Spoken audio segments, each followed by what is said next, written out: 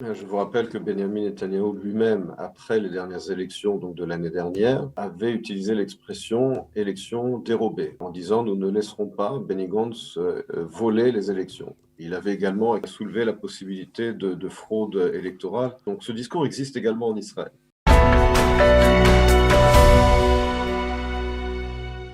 Professeur Emmanuel Navon, bonjour, Boker Tov. Boker Or. Alors, je voudrais que vous réagissiez à ce qui s'est passé mercredi soir sur la colline du Capitole. Est-ce que vous pensez que, comme l'affirment certains éditorialistes ce matin dans la presse israélienne, eh bien, finalement, Donald Trump a préparé ses supporters pendant les 4 dernières années à ce tel soulèvement ou ces émeutes de mercredi soir? Je ne dirais pas ces 4 dernières années, mais en tout cas pendant la période électorale, Donald Trump n'a cessé de développer la théorie selon laquelle les élections allaient être dérobées, c'est le terme qu'il a utilisé, qu'il y avait une fraude électorale, et donc par conséquent, il a remis en cause le processus électoral. Il n'a apporté aucune preuve pour étayer ses affirmations. En tout cas, toutes les plaintes qu'il a soumises aux différents tribunaux à travers les États-Unis n'ont pas apporté de preuves sur d'éventuelles fraudes électorales.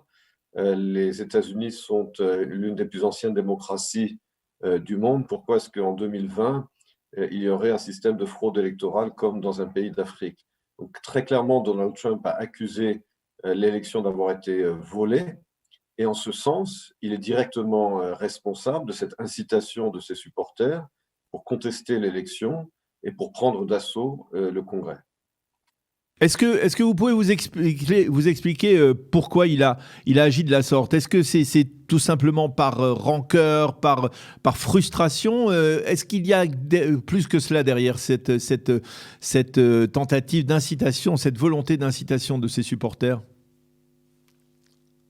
Je pense que Donald Trump savait que l'élection était très serrée, et je pense qu'il a perdu complètement la conception, ou s'il n'a jamais eu la conception de la teneur du rôle de président des États-Unis, de chef d'État de la plus grande puissance du monde. Mais cela n'est pas nouveau, on l'a vu dans sa façon de s'exprimer, dans ses tweets au long de sa présidence.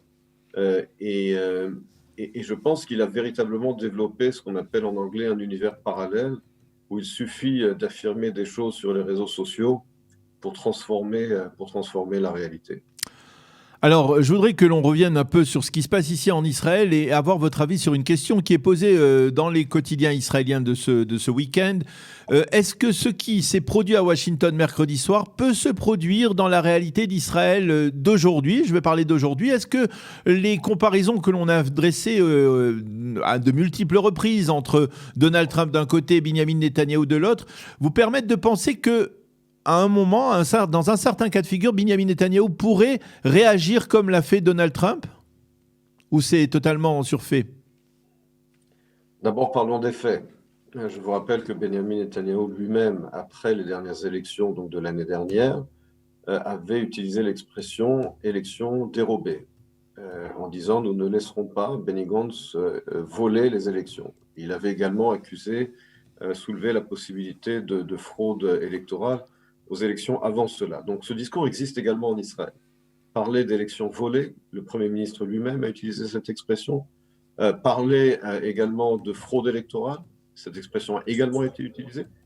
Je note également que le soir, donc mercredi soir, le soir où les supporters de Donald Trump ont pris d'assaut le Congrès, il y a eu tout de même un tweet de l'un des soutiens de Benjamin Netanyahou sur les réseaux sociaux qui s'appelle Boaz Golan, qui a également un programme de soi-disant information sur la chaîne numéro 20 et qui a écrit la chose suivante sur Twitter, à savoir les Américains ne sont pas des pigeons, contrairement à la droite israélienne. Autrement dit, un message de soutien à ce qui s'est passé au Capitole, et Boaz Golan est l'un des porte-parole de Netanyahou sur les réseaux sociaux et dans les médias. Il y a eu également hier soir l'interview de Boaz Bismuth sur la chaîne numéro 12 qui a refusé de condamner ce qui s'est passé au Congrès.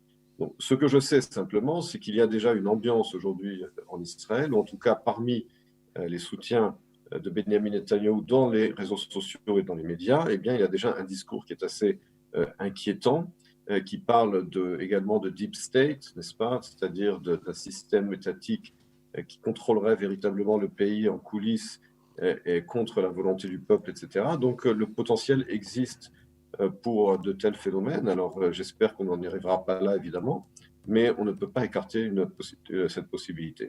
Mais vous savez également, Emmanuel, que certains, on va dire que plus à droite de l'échiquier politique, eh bien, affirment que, par exemple, les manifestations de la rue Balfour, eh bien, ça ressemble aussi à ce type d'émeute et que lorsqu'elles se sont lancées, ces manifestations de la rue Balfour en juillet dernier, rappelez-vous, eh bien, les manifestants eux-mêmes les avaient assimilés à la prise de la Bastille. Donc, il y a aussi peut-être une volonté de la part des manifestants de la gauche israélienne d'essayer de remettre en cause, on va dire, le système électoral, la possibilité de désigner un leader à travers les urnes. Est-ce que je me trompe? Oui, la réponse est oui, d'abord, parce que il y a une différence entre des manifestations dans la rue, même si elles sont violentes et de mauvais goût, et prendre d'assaut le Parlement. Le Parlement. Parce que c'est ce qui s'est passé à Washington. Les gens sont rentrés dans le Capitole, ils sont rentrés dans le Parlement pour essayer d'empêcher une procédure constitutionnelle de déclaration des résultats. Donc, on ne peut pas comparer une manifestation légale approuvée par la police, même s'il y a dans ces manifestations des débordements aussi bien de violence que de vulgarité, et il y en a, et comparer la prise d'assaut par la force en brisant des fenêtres du Parlement. Donc, cette comparaison est complètement déplacée. Les démocraties occidentales, la démocratie américaine, on l'a vu à l'épreuve, mais finalement, on a vu qu'elle a su réagir malgré tout, hein, puisque finalement, au bout de 12 heures, eh bien, on va dire tout est rentré dans l'ordre, quasiment tout est rentré dans l'ordre, et le président Biden a été nommé, donc officialisé au poste de président des États-Unis. Vous pensez que la démocratie israélienne, dont on parle beaucoup ces derniers mois autour de cette crise politique, elle est aussi solide, elle est capable aussi de faire face à de tels événements? D'abord, je pense que la démocratie israélienne pâtit ces 2 dernières années d'une instabilité politique qui nous mène à 4 élections en 2 ans. Et nous n'avons pas de constitution écrite, contrairement aux États-Unis. Nous avons des lois fondamentales ainsi qu'une jurisprudence de la Haute Cour de justice depuis de nombreuses années. Mais en termes de constitution, nous n'avons pas les mêmes structures constitutionnelles qu'ont les États-Unis.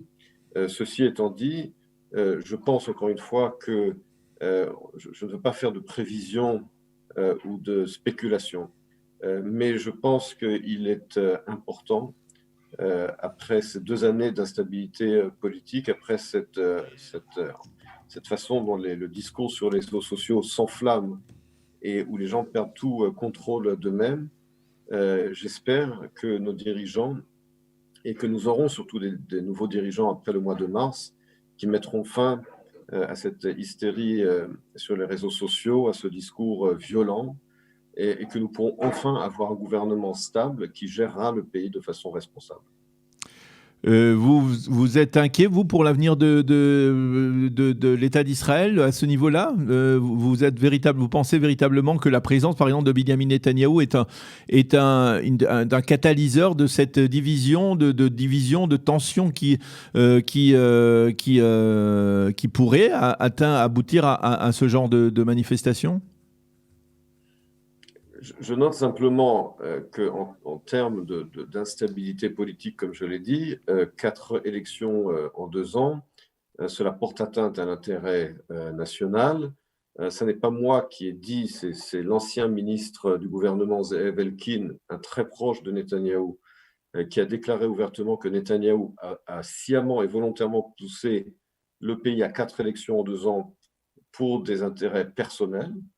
Et cela est grave, tout simplement. Donc, je pense qu'il est temps d'avoir un nouveau leadership, de reconnaître à Benjamin Netanyahou ses nombreux acquis pour l'État d'Israël, en particulier en politique étrangère, mais après 15 ans au pouvoir, après une instabilité politique chronique dont il est la cause principale, je pense qu'il est temps à la fois le remercier de tourner la page et de se doter, comme je l'ai dit, d'un leadership qui sera responsable, qui mettra l'intérêt du pays avant l'intérêt personnel. Eh bien, professeur Emmanuel Navone, merci pour nous avoir aidé à mieux comprendre, on va dire, cette situation, cette tension aux États-Unis et les risques que celle-ci puisse être exportée vers Israël également dans la conjoncture politique actuelle, conjoncture très instable, comme vous l'avez dit. Merci d'avoir été avec nous ce matin. Shabbat Shalom, à bientôt. Shabbat shalom.